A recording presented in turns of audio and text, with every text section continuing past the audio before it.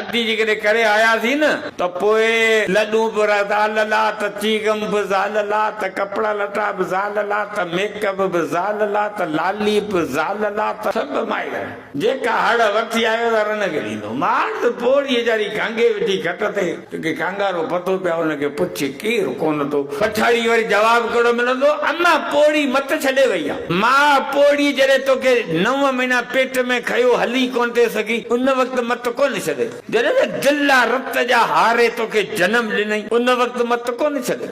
जॾहिं 2-2.5 साल तोखे पंहिंजे छाती जो खीर पियारई तॾहिं मत कोन छॾईंदी। जॾहिं तोखे धोई ठाहे तूं गंद में भरियो पियो हूंदो किरफिची में पेशाब पाखाने में धोई साबुण हणी वेहजारे पाउडर हणी तोखे वरी कुॾाए वरी तोखे छाती ते रखी चुम्मी ॾेई तोखे पंहिंजो पप्पू चवंदी हुई। उन वक़्तु मां चरी कोन हुई। जॾहिं तूं बीमार हुए त सॼी राति उजागो कंदी हुई, विंजणा हणी तोखे सुम्हारींदी हुई। उन वक़्तु चरी कोन हुई। जॾहिं तोखे लोॾ में लोॾे ला इलाहा इल्लल्लाह जा विर्द करे सुम्हारींदी हुई उन वक़्तु चरी कोन हुई। अॼु जॾहिं उहा पोड़ी बेवस खट दाख़िल आहे तॾहिं त तूं चवी त मुंहिंजी मां मत छॾे वई आहे, मुंहिंजा पे मां मत कोन छॾी आहे। मां ऐं पीउ जेकॾहिं काफ़र हुजनि भले उहे मुस्लमान न बि हुजनि पोइ बि शरीयत इजाज़त नथी ॾे मां ऐं पे जी बेहतरामी करियो। मां ऐं पे जो पोइ बि क़दुरु करणो आहे, पोइ बि ख़िदमत करणी आहे, पोइ बि उन्हनि खे नाराज़ नाहे करणो।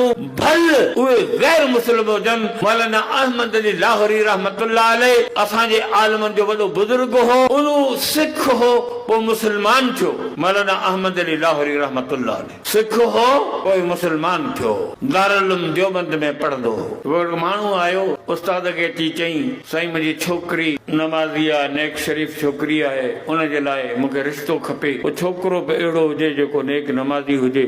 उन लाइ करे आउं मदरसे में आयुसि त हिते नमाज़ी छोकिरा आलिम दीन वारा खोड़ हूंदा, इन करे मूंखे छोकिरी जो रिश्तो कराए ॾियो। उस्तादनि उन छोकिरी जो जेको रिश्तो करायो सो अहमद अली लाहौरी सां करायो। पोइ जेके शागिर्द गॾु पढ़ंदा त अहमद अली लाहौरी खे चयो त भला कपिड़ा अची कपिड़े जा मूं वटि पैसा कोन्हे। भई तुंहिंजो शाम जो निकाह थो थिए हे कपिड़ा त आहिनि कोन चई भले मूं वटि पैसा कोन्हे पोइ छा करे चई भला पोइ इहे त धू भला इहे त धोई पोइ पाए चई मूं वटि साबुण जा पैसा कोन्हे। शादी थी थिए मञो था। इहो अहमद अली लाहौरी रहमतुल्लाह इनजी मां सिख हुई, पछाड़ी ताईं मुस्लमान कोन थी। मौलाना अहमद अली लाहौरी रहमतुल्लाह अलैह मां जी ख़िदमत कंदो, उनखे ज़ोर ॾींदो हो, उनजा कपिड़ा धोईंदो हो, उनखे हथ सां चमचे सां मानी खाराईंदो, रब प्यारींदो हो। चवंदो मुंहिंजी माउ ऐं शरीयत माउ जे अदब ऐं हुकुम ॾिनो आहे। माउ ऐं पीउ ॿई इन्हनि जे अदब ऐं ख़िदमत जो शरीयत हुकुम ॾिनो आहे। अदब में पीउ मथे आहे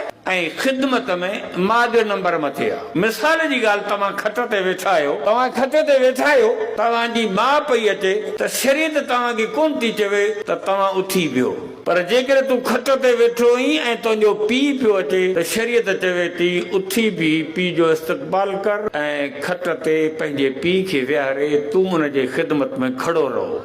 तूं घर में वेठो आहीं, माउ पीउ ॿई वेठा आहिनि। माउ चवे थी पुट मूंखे पाणी पियार, पीउ चवे थो पुट मूंखे पाणी पियार। हाणे ॿिन्हिनि पाणी जी तलब कई आहे, ॿई था तोखां पाणी घुरनि, इहा आहे ख़िदमत, हू हो अदब। हाणे माउ चवे थी पाणी पियार, पीउ चवे थो पाणी पियार, ॿिन्हिनि गॾु घुर कई आहे। पहिरीं पाणी कंहिंखे पियारे? शरीयत चवे थी पाणी जो गिलास भरे पहिरीं माउ खे पियारे पोइ पीउ खे पियारे, छो त ख़िदमत में मां जो नंबर अॻियां आहे, अदब में पे जो नंबर अॻियां आहे। भले उहे गैर मुस्लिम हुजनि।